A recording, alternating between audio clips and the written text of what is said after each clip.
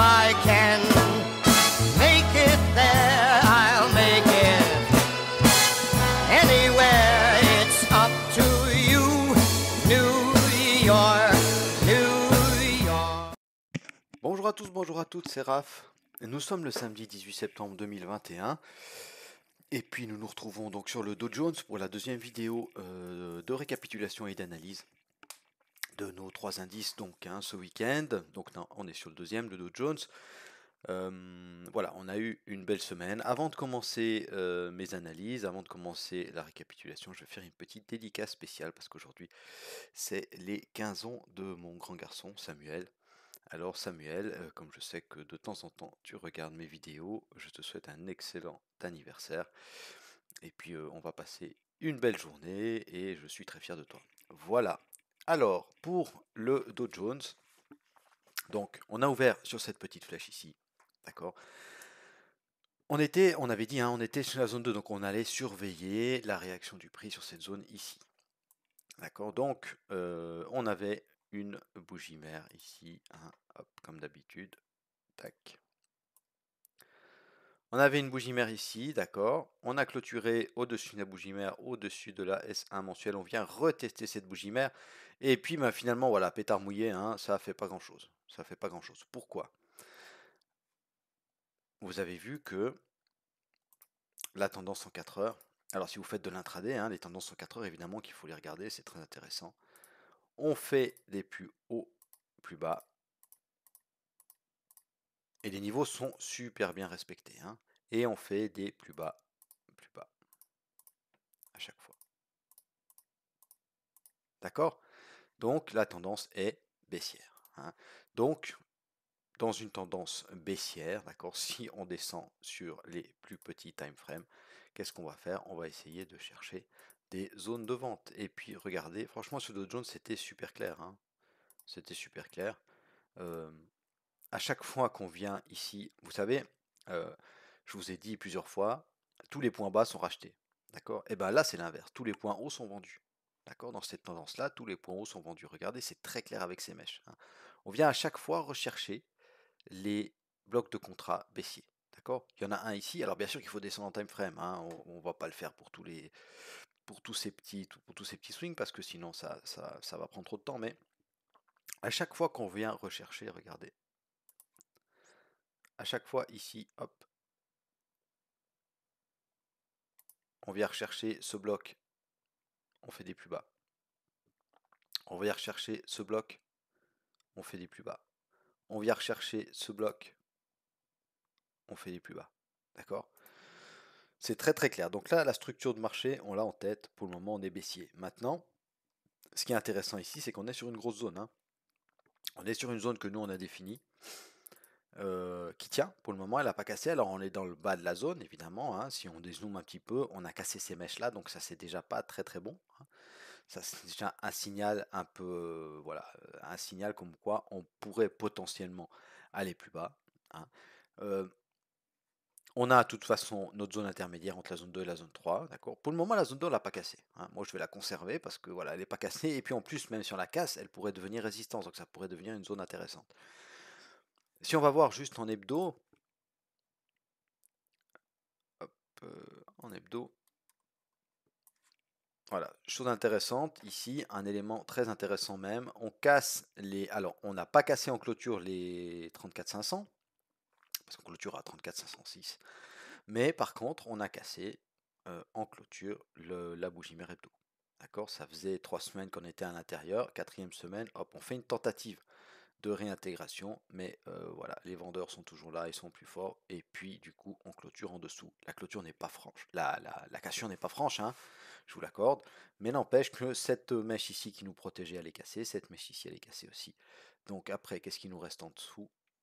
D'accord? Si on prend un peu les mèches importantes qu'on a par là. Voilà. Moi, ça, c'est des niveaux que je regarderai, d'accord. Dans un premier temps, la S2 mensuelle, le support 2 mensuel, d'accord. Ensuite, le support 3 mensuel. Vous voyez que les mèches, elles correspondent à des niveaux, comme par hasard. Voilà. Donc, il faudra surveiller tout ça. On va surveiller tout ça. Je vais laisser ces mèches-là. Moi, ça me donne des indications. Je sais que, voilà, je sais que ce sont des mèches.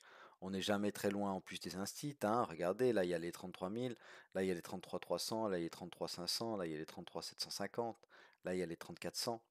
Voilà, c'est toujours des zones qui sont intéressantes. On rebondit jamais, comme je vous l'ai dit souvent, on rebondit jamais n'importe où, hein. Il y a toujours une raison quand on entend on a rebondi mais on ne sait pas sur quoi. Ouais, c'est qu'on ne sait pas sur quoi, mais on a rebondi sur quelque chose évidemment, hein. D'accord? Comme à 80% en tout cas, si c'est pas plus. Les marchés aujourd'hui sont tradés par des algos. Il faut les coder ces algos, d'accord? Et puis il faut leur donner des niveaux. Parce que voilà, ils peuvent pas rebondir justement n'importe où. Donc ensuite en journalier,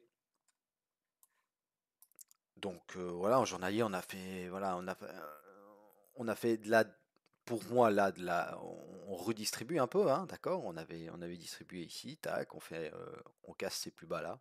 Donc pourquoi pas remonter même jusqu'ici, hein? Regardez, ça c'est intéressant aussi en journalier. On a cassé ces mèches ici, d'accord? Donc pourquoi pas venir rechercher un bloc par là, hein, juste au-dessus du pivot mensuel. Attention parce qu'il peut bloquer le pivot mensuel, hein. Regardez, on a une belle mèche ici aussi au point près sur le pivot mensuel euh, pour, euh, pour chuter, hein.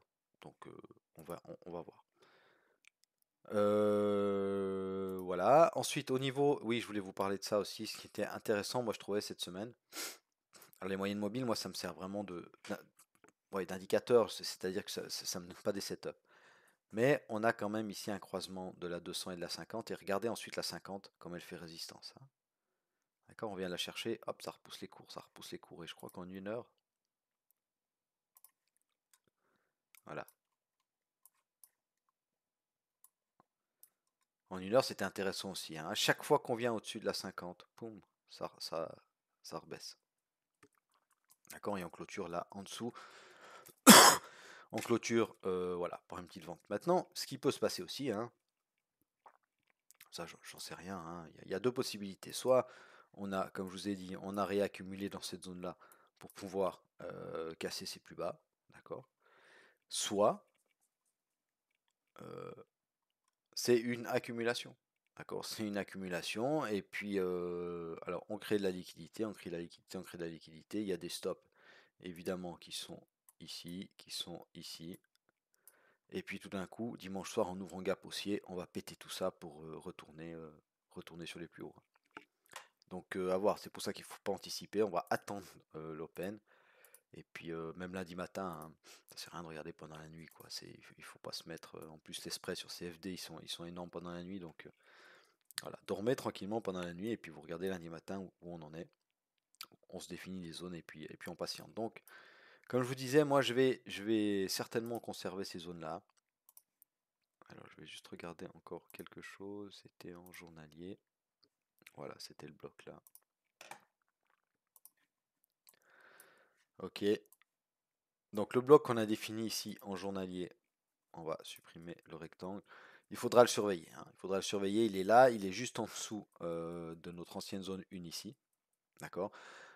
On le surveillera. Moi, je ne vais pas le noter, ça va encombrer le graphe pour rien. Mais voilà. Zone 1, moi, je trouve qu'elle est pertinente parce que on a. Alors, ça, je vais supprimer. Parce qu'on a le pivot mensuel et puis voilà, c'était une zone de support, hein, qui est, on voit, elle est devenue résistance, hein. On l'a cassée, on est venu la retester. Voilà, maintenant elle fait résistance clairement. Euh, on a la moyenne 200 entre deux. On surveillera bien cette zone. En cas de cassure, voilà, zone suivante, on n'oublie pas ce bloc ici. Et puis la zone 2, ben, on verra, hein, peut-être qu'elle restera en vert et puis on va repartir à la hausse, hein, d'accord? Même si mettez-vous pas de biais, c'est important. Donc c'est vrai que là, on est clairement, comme je vous ai montré au début de la vidéo, on est clairement baissier, d'accord? On a des plus hauts plus bas, des plus bas, donc on est clairement baissier, mais voilà, on peut repartir. Si on recasse ces plus hauts ici par exemple, d'accord? Et puis qu'on revient chercher cette zone-là, on peut en tout cas venir ici, hein.